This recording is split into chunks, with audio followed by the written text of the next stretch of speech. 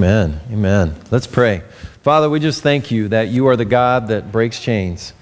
No matter what's going on in our lives today, that we can trust you, that we can surrender to you because you're a good, good God, a good Father who wants to take care of us, who has the best things in store for us, not harmful things. Father, you want to love us, you want to give us. It doesn't mean it's going to be easy, doesn't mean it's going to be perfect. But Father, the joy that comes from following you, I pray that you would help us all to chase after that today in Jesus' name. Amen. All right, speaking of letting go, you ready to let go of your kids? So let go of your kids at Kids Church. If you have not been able to register them, we're just starting a brand new child check-in system. And so if you didn't get a sticker on them, that means you're not registered in our children's program. We'd love for you to just take a few minutes to go on back and work with Cindy back there and get your kids registered. Just a new way that we're trying to improve our security and help our kids be safe and make sure the kids get to the right parent at the end. And as we grow, that's going to be more and more important because we're going to have lots of new folks here and we're not going to know everybody. So we just want to protect our kids. So that's kind of a new change that's coming that we're going to be working on. So just be patient with us. How about that worship team? Isn't it amazing that they're here every week? I'm blessed by them. Just a couple of things. Alan, this was one of those nights where he had to work till 2 a.m. in the morning and then drive home, and he was able to get here almost 9 o'clock for practice this morning and get ready for worship service. So that's some dedication. Poor, you might have noticed Trey was not singing. He is not feeling well, so just give him a little space and let him heal. But his voice is shot, and so he can't even sing, but he's here being faithful anyways to worship the Lord. So it's just great to see that kind of dedication in our worship team. Have you ever been there where the gift that you gave you thought was going to be so awesome and then it kind of turned out to be not so awesome? Like for instance, this may have happened to you parents, where you get that video game system and you save up because they're expensive and you finally give it to your kid and they're overjoyed and they're like thrilled with it. And then after a few moments or after a few weeks, you start to notice, where is my kid? And they're constantly playing their video game. And the gift that you gave that brought so much joy, all of a sudden now is sucking all the joy out of your life. You're like, where's my kid? He's never here. I have to go drag him away from the video game. Or maybe even as a spouse, you finally got your spouse that brand new phone that they wanted. And that now they got the iPhone 6 plus whatever. And they're just going to town on it, but now they're on Facebook constantly. You can't have a conversation with them. And it just doesn't seem to have the same thing. And that's because often there can be a problem where the gift becomes more important than the giver. That may have happened to you, where the giver who gave it and all the love that transpired in that transaction becomes the small thing, and the gift becomes the thing that we focus on, and we're all about that. It's kind of a backwards way of giving, isn't it? But often that's what happens with the good gifts of God. That God gives us these things and blesses us with them, and we begin to ignore the giver and think only about the gift and be obsessed with it. And today, that is true. And when that happens, that means you've got an idol. I know it sounds weird to talk about idols in our culture because most of us don't have little statues sitting on our counter that we bow down and worship to. But that's because in our culture, the way that we worship our idols is through our time and our money and our energy, the things that we serve. And so we came up with a little definition. It says, anything or anyone that I love, worship, or serve in place of God is an idol. So if you have your note-taking outline, if you just grab that, I think it'll be helpful to you to just kind of fill in some of these blanks and take some of this home with you so you can keep working through it. But that's our definition we're working with. Anything or anyone that I love, worship, or serve in place of God becomes an idol. And it's like an idol in my life that I'm worshiping. Instead of the glory of God, I'm worshiping the gift that God has given us. And that's never more true in our series than today, because we're talking about the gods of pleasure. This is what we're going to war against today. The gods of pleasure that are trying to fight for our hearts. And so we might begin with the gods of entertainment. Not maybe a bigger god in our culture. I don't know. We talked last week about how the NFL is just an amazing idol, really, that people worship. I mean, we just devote time to it. We work our schedules around it. We do all these things just so we can watch the big game. But there's many other things: sports, movies, entertainment, media, screens, and all those different things. They're doing new studies now. I think it's mostly advertisers trying to figure this out. But they're saying that media, we're spending more time with media devices than any other thing in our lives while we're awake. So that would include like your TV, your computer at work, your phone, your tablets, all those things. Wherever there's media, you're spending more time with that than anything else in your life. And some of it may be positive, good, important things that you're doing at work or whatever, even in the home that you're helping things. But they're saying about 9 hours a day that we're locked into some type of media. We're being influenced by it. Isn't that crazy? So that one we can see. I think if you looked at what was the most obvious god of pleasure in our culture, you'd probably have to say sex, right? Like people are just enamored with that. They use it to sell everything that they can, and it's just a huge dominating force in our culture. The porn revenues per year are $10 to $14 billion, depending on the year. They're just making that much money on pornography. With the advent of the internet and all the easy access to those things, you realize that's more than the NFL teams, the Major League Baseball teams, and all the basketball teams make put together. The porn industry makes more than they do. Sex is a huge god in our culture, isn't it? People worship it. And then, if that's maybe the most obvious one that we might like to point to that probably only other people have problems with, right? Yeah, right.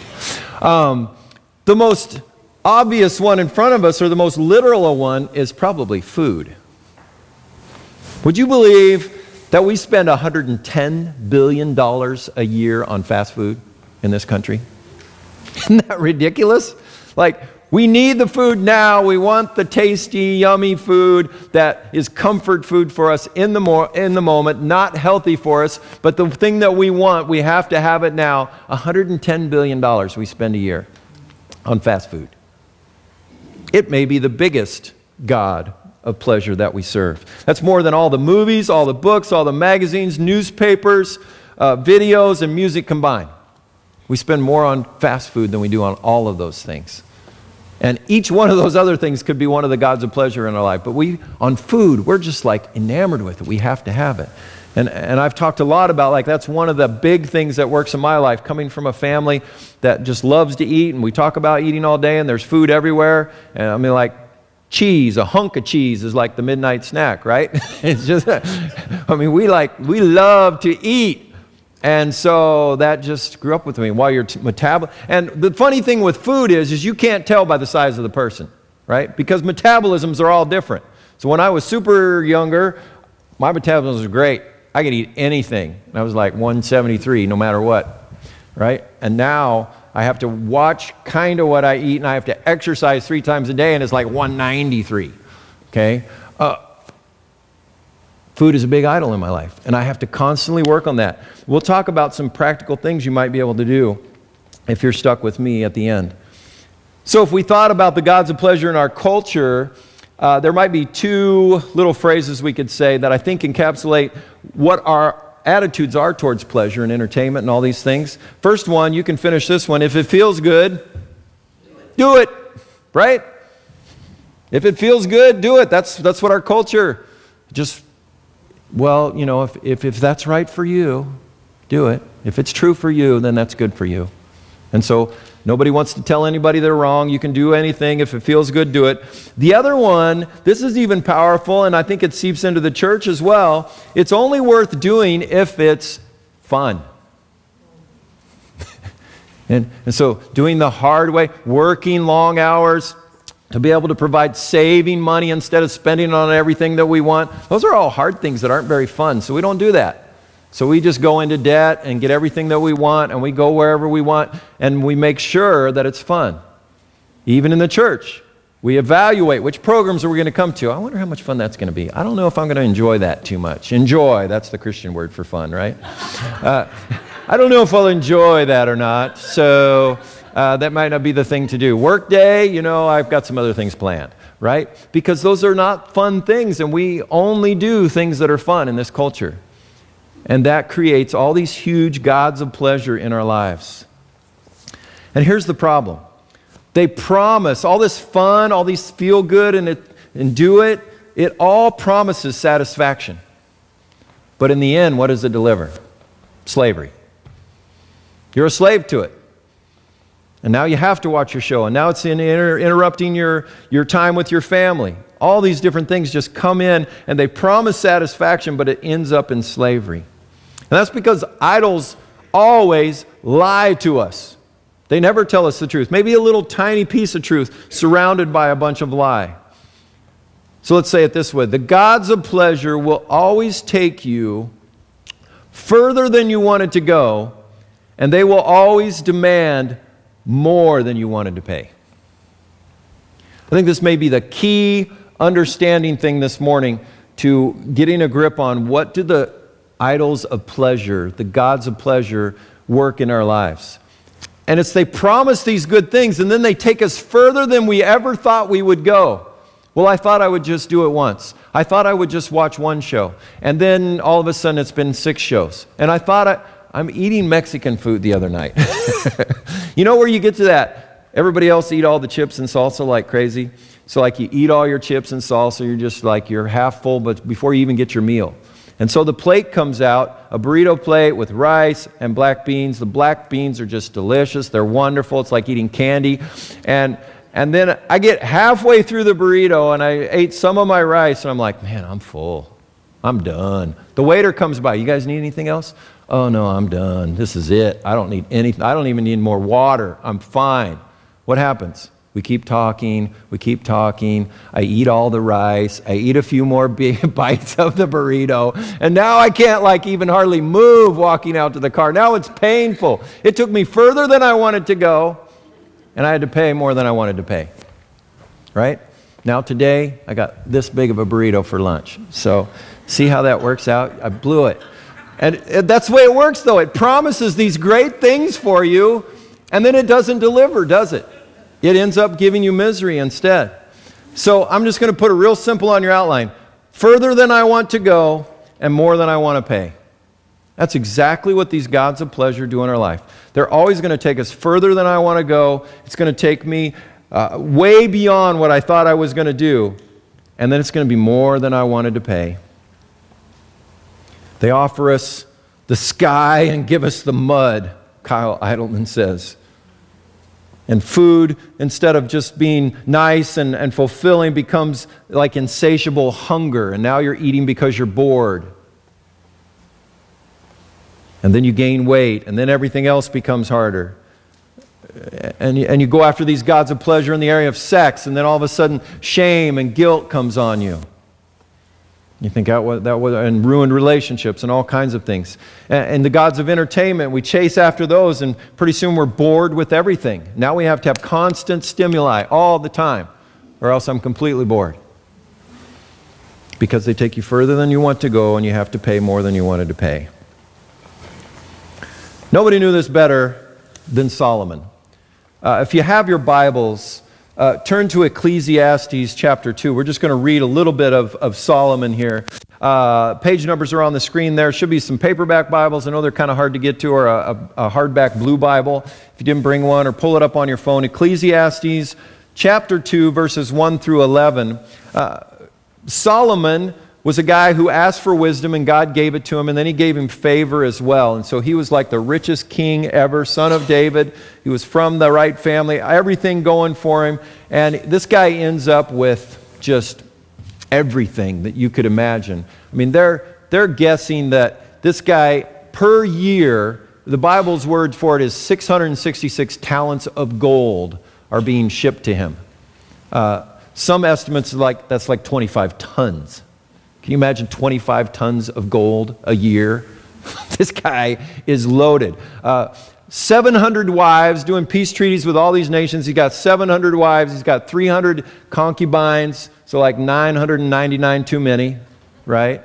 And so he's going after pleasure with the sexual life. He has everything that he wants. We get to chapter 2. He kind of describes how well that met the needs of his heart. He said, I said in my heart, come now, I will test you with pleasure. Enjoy yourself. But behold, this also was vanity, or meaningless, maybe your Bible says. I said of laughter, it is mad, and of pleasure, what use is it? I searched with my heart how to cheer my body with wine. My heart still guiding me with wisdom. Isn't that crazy? Like, he's doing all this, but he's still got his wisdom intact. So he's evaluating, how well does this work? Is this good? And he's going after all this stuff. And how to lay hold on folly till I might see what was good for the children of man to do under heaven during the few days of their life. I made great works. I built houses and planted vineyards for myself. I made myself gardens and parks and planted them in all kinds of fruit trees. I made myself pools from which to water the forest of growing trees. I bought male and female slaves, and I had slaves who were born in my house. I had also great possessions of herds and flocks, more than any who had been before me in Jerusalem. I also gathered for myself silver and gold and the treasure of kings and provinces. So like we have to go out and buy music on a CD, MP3. Look how Solomon does it. I just bought the singers. I got singers, both men and women. I get the whole band and they come to my house. And I had many concubines, the delight of the children of men. So I became great and surpassed all who were before me in Jerusalem. Also my wisdom remained with me. And whatever my eyes desired, I did not keep from them. I kept my heart from no pleasure, for my heart found pleasure in all my toil, and this was my reward from all my toil. Then I considered all that my hands had done and the toil I had expended in doing it. And behold, all was wonderful, all was full of joy. No, all was vanity and a striving after wind. There was nothing to be gained under the sun. So maybe you haven't tested all the pleasures, but here's a guy who has. And what did he say? Doesn't fulfill. It does the same thing. It takes you further than you want to go, and you have to pay more than you want to pay, and in the end, it doesn't fulfill you anyways. It doesn't satisfy you anyways. He gets to the very end, Ecclesiastes chapter 12 and verse 13, he talks about, okay, so here's the whole thing. You know what the most important thing is to chase after? Fear God and keep His commandments. That's where the joy is found. That's where the meaning is found. That's where eternity is found. So fear God and keep His commandments. That was his conclusion. The nation of Israel fights with this as well. If you'll turn to the left a little bit to the 1 Kings, there's two books of the Kings. 1 Kings chapter 16. Again, page numbers are on the screen there. 257 in the paperback. Chapter 16, we'll start in verse 29. Is that right? Yeah. I'm in 17. Doesn't work so well. The nation of Israel fought this constantly, and as they moved into this promised land, God warned them about these gods, these actual idols, and then gods of pleasure attached to that, and all these different gods. And He said, don't go after those. It's going to be bad for you. And they never seem to learn their lesson. And so we get good kings, and then we have bad kings. And you can probably tell after a king like Solomon, things kind of began to unravel after that. His kids all started fighting. The kingdom was torn apart. And so we just have this relentless list of kings in the Bible, the good ones and then the bad ones. And here we have a bad one starting in verse 29. We'll read through verse 33. In the 38th year of Asa, king of Judah, Ahab, the son of Omri, began to reign over Israel. So the king's name is Ahab. And Ahab, the son of Omri, reigned over Israel and Samaria 22 years. And Ahab, the son of Omri, did evil in the sight of the Lord more than all who were before him.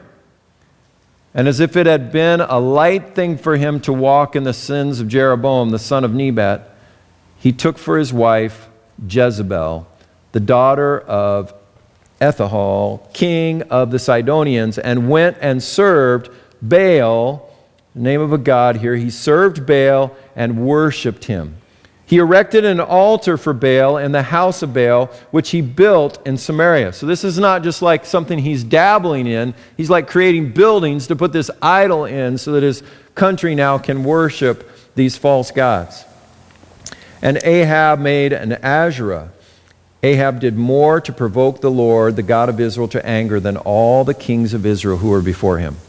Bad, bad king. Here he starts out, well, what's the big deal with these gods? Baal is a god who basically probably was a weather god. Like he's in charge of the weather, which brings the rain, which helps the crops grow, which everything depends on in an agricultural culture, right?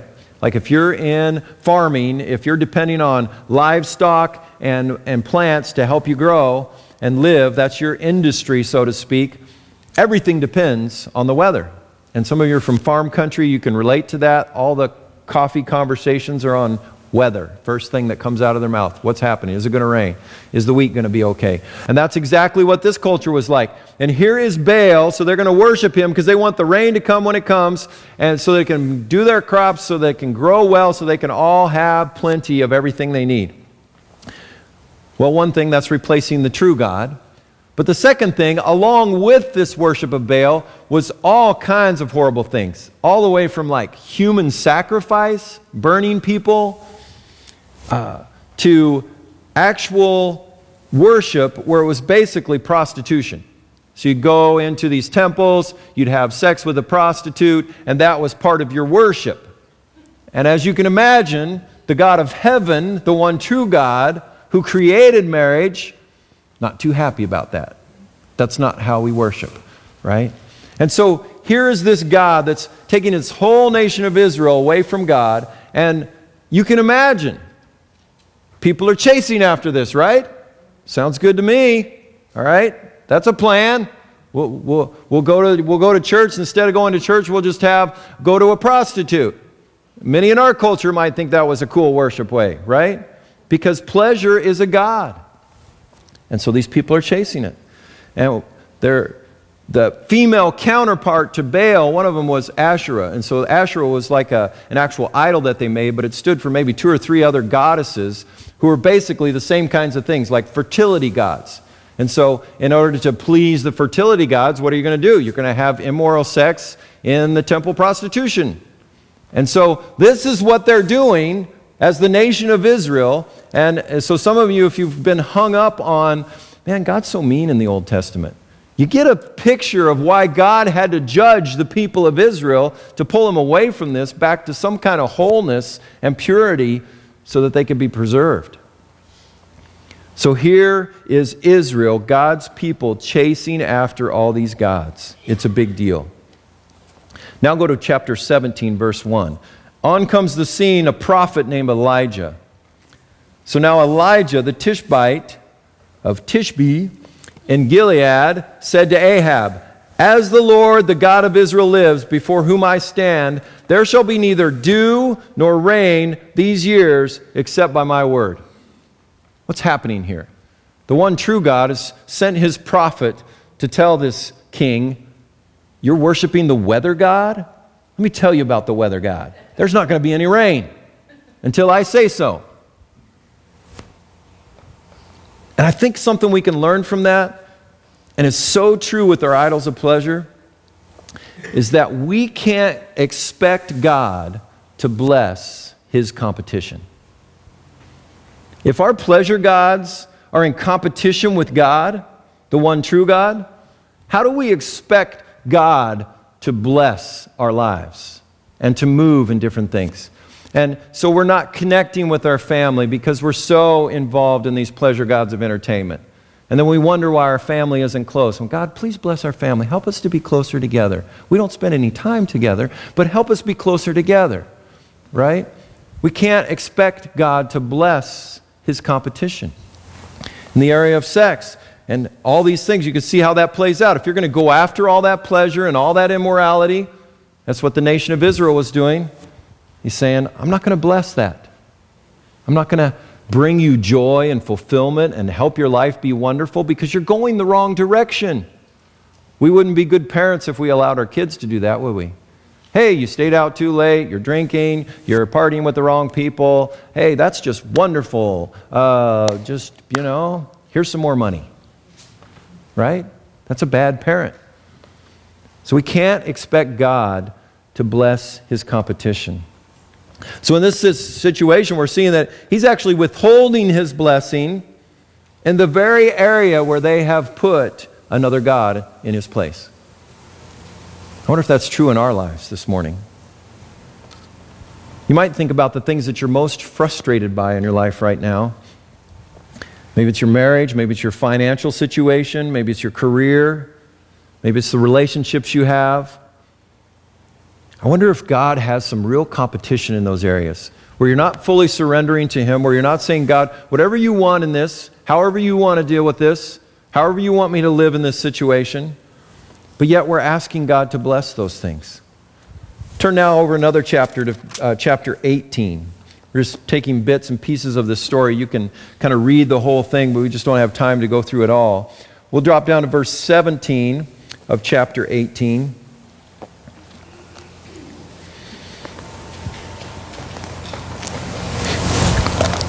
So now Ahab is kind of ticked off. Here's this prophet Elijah. He's in connection with the true God, and he's turned off the rain. So he's got basically this kill order out for anybody that finds Elijah to let him know so that he can get rid of him, because he figures if he gets rid of Elijah, then the rain will come back. It's kind of messed up thinking. When Ahab saw Elijah, Ahab said to him, "Is it you, you troubler of Israel?" Such great language. And he answered, "I have not troubled Israel, but you have, and your father's house, because you have abandoned the commandments of the Lord and followed the Baals. Now, therefore, send and gather all Israel to me at Mount Carmel, and the 450 prophets of Baal and the 400 prophets of Asherah who eat at Jezebel's table." So what's happening here? It seems like there's a little competition beginning. There's going to be a challenge.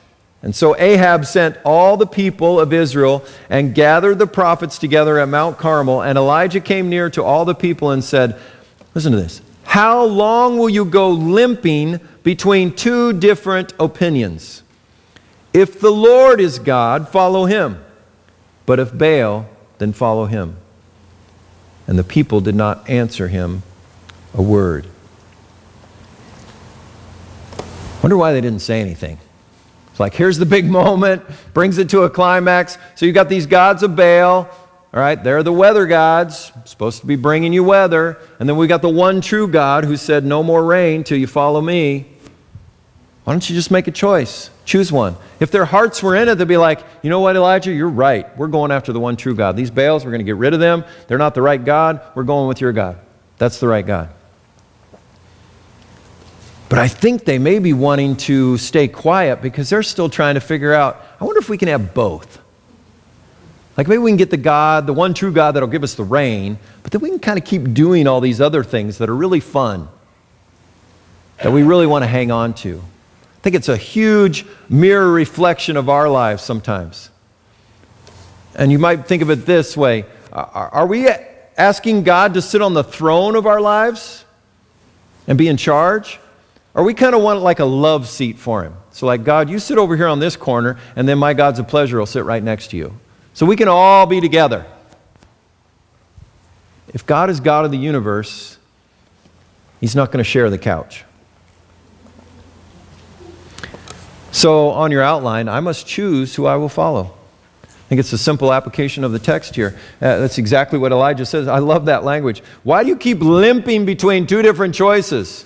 You're like, I'm kind of going over here, and then I just don't know which way to go. Right? He says, make a choice. Who do you want to follow? God might be speaking that to our hearts this morning. Who do we want to follow? So the story goes on, and he kind of explains the whole deal. Basically, they're going to have this contest. We're going to have a competition. We're going to build these altars, some for Baal, and then some for the one true God. And then we're going to pray to our gods, and we're going to ask whichever God answers by fire and consumes the sacrifice, which is like an animal, like a bull or something like that on the altar. Whoever brings down and does the barbecue, that's the one true God. Everybody's like, hey, sounds like a good plan.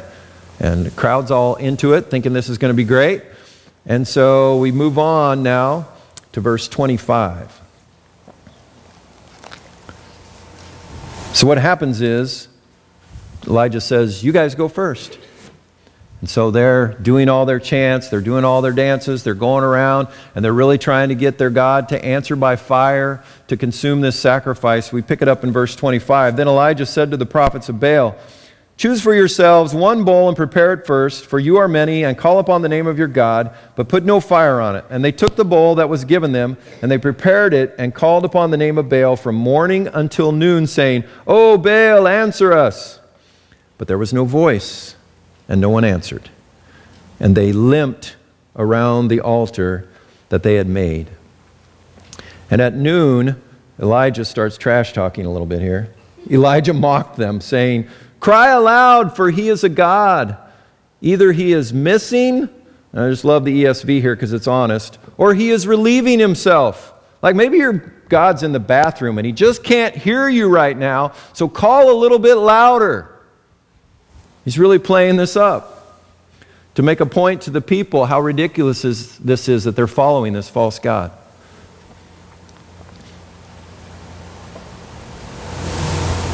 And then look what happens.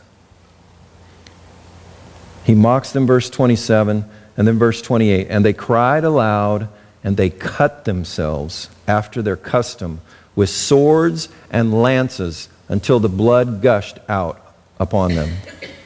Isn't that crazy? Like they're taking this devotion to this like sick, twisted edge, and they're like cutting themselves and bleeding. They think through that kind of sacrifice, maybe their God will listen to them.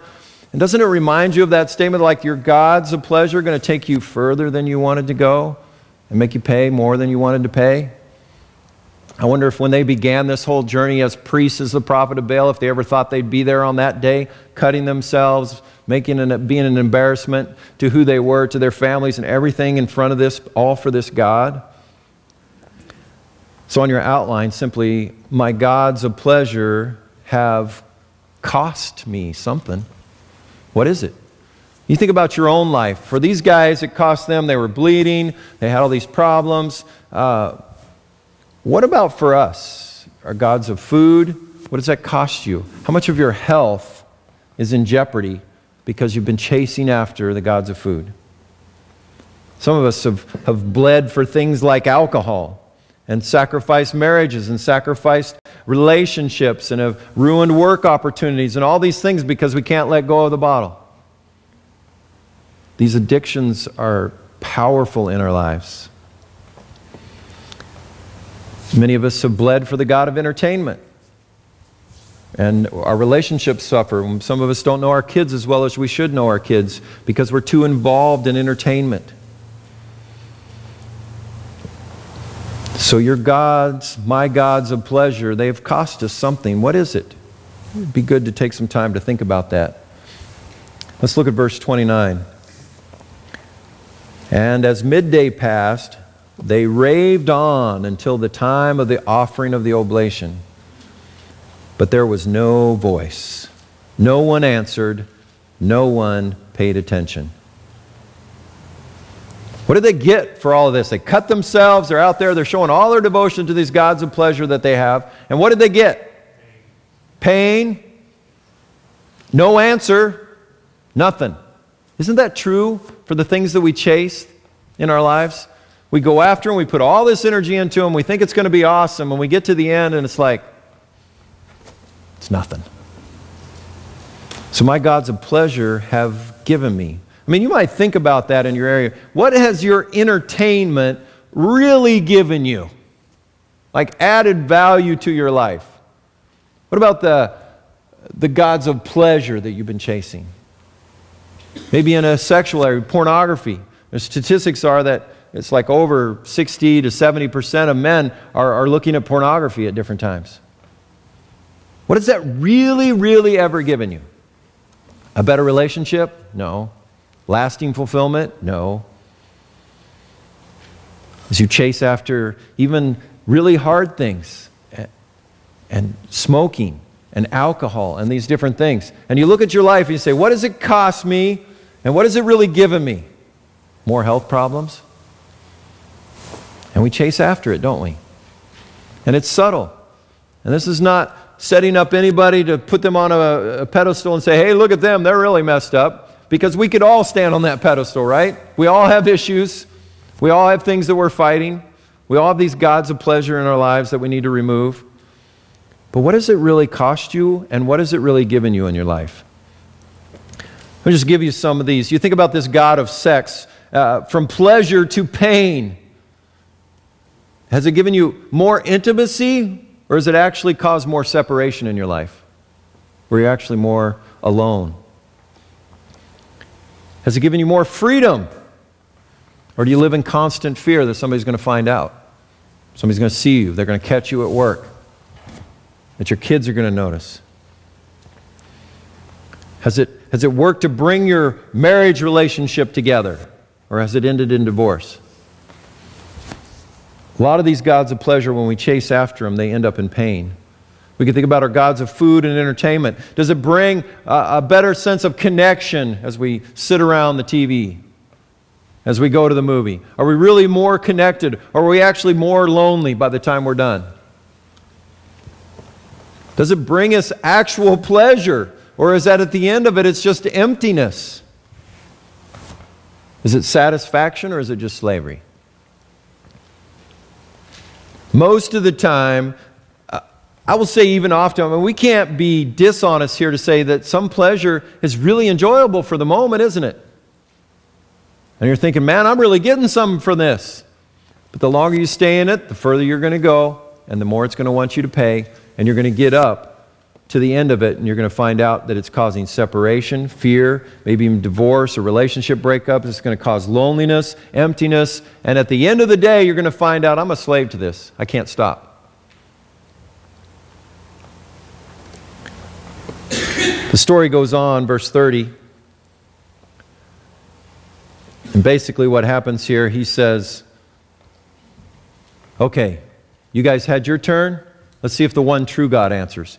He takes his altar, he rebuilds like an original altar that the sons of Israel were supposed to make, one stone for each of the 12 tribes of Israel, and he puts it together, he puts the bull on it, he goes through all that, and then he says, hey, go get some big pitchers of water, and they start dumping water on this altar, and just fill it, soaking it, and then he prays to the Lord. He says, God of heaven, answer. And God answers by fire. Fire comes out of heaven. I mean, that's got to be one of the greatest shows on earth, right? Here comes fire out of heaven, consumes this offering on this altar. And of course, it's a great victory. And it's amazing that when the people saw it, verse 39, they fell on their faces and they said, the Lord, He is God. The Lord, He is God. I think it's interesting here in this story that God responded when the people began to worship Him. And I think it's true in our lives that God responds. It doesn't mean God's on some like little puppet strings for us that we make God do what we want if we worship Him. But God works when we begin to give Him that rightful place in our lives. So God responds when I worship Him.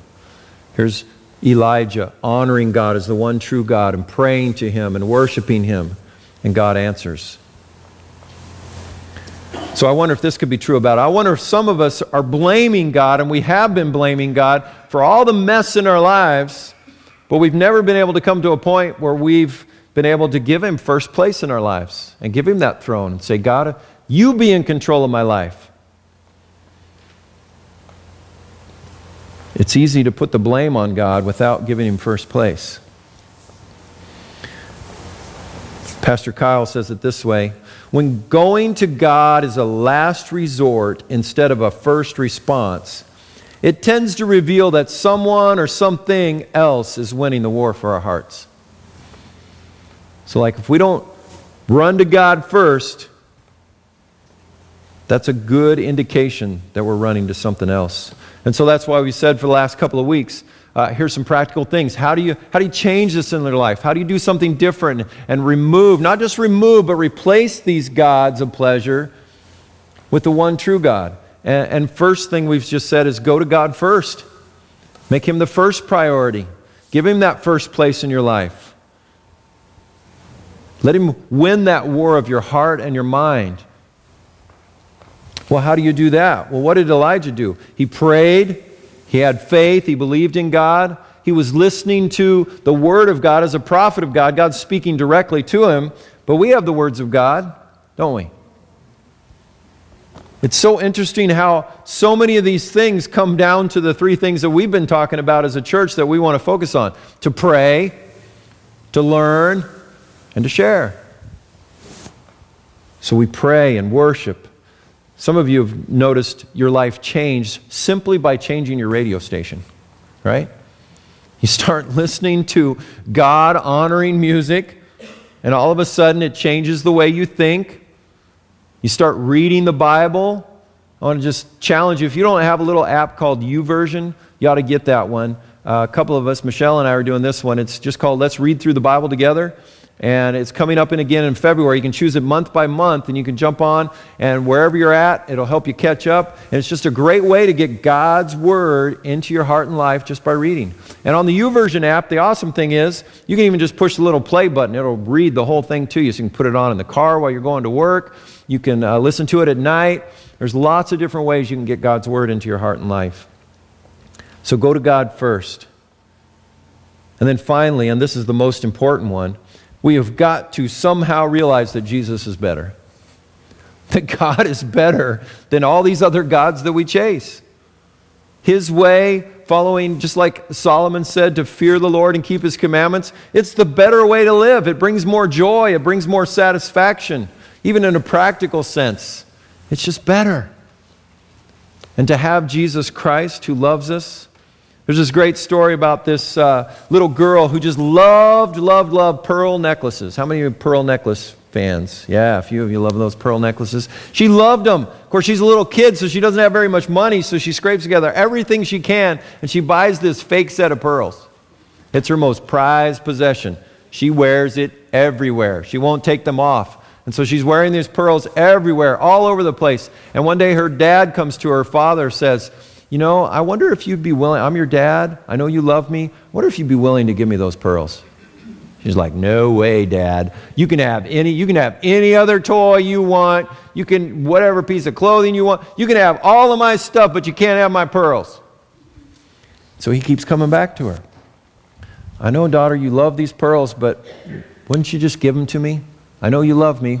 Could you just give them to me?" She says, No. Finally, she relents. And when she gives those fake pearls to her dad, guess what her dad does? He pulls out of his pocket a real set of pearls. And he puts it on her neck. He said, "I've been waiting to give this to you. You had to let go of your fake ones." And I think that's what God is doing with the gods of pleasure in our life. He's saying, all you have to do is let go of it. You have to remove it. You have to get rid of it. Be willing to drop it. And I'm going to give you something so much better. And it will just fill your life with joy. It doesn't mean your life's going to be perfect. It doesn't mean all your troubles go away. But it means you have support, you have love, and you have the joy of the Holy Spirit to help you get through it. So Jesus is better. So finally, I would just say for all of us, just stop falling in love with the fake, right? All these fake things that we think are going to satisfy us and make us happy, we have to get rid of those. Begin to replace them with the one thing. And remember that Jesus is better. Let me pray for you as the worship team comes. Father, I pray for myself too in these areas. These gods of pleasure. I know food is a big driving force in my life. And Father, we just want to replace those. And for some of us, we probably need to just go on a fast this week and say, I'm not going to do this, that, or the other. I'm just going to try for a week to not have any of it in my life. See if it reveals some things to me. I pray that if there's someone like that here today, that you would just give them the encouragement and the conviction to do that. Father, for others of us, we're dealing with some really serious things that need some help. And we're probably not going to be able to kick it on our own. I pray that you'd help us to share together and just have the courage to step up and talk with somebody. Pray that you just work that in our hearts and lives, that we would give up all these fake things and that we would chase, that we'd run after the one true thing, the God who reigns forever in our lives. In Jesus' name, amen. So worship team's going to sing. I just invite you to stand. If you want to come up here and pray, if you want to pray with me, that's great. I'd love to. But just think about those things that you need to give to the Lord.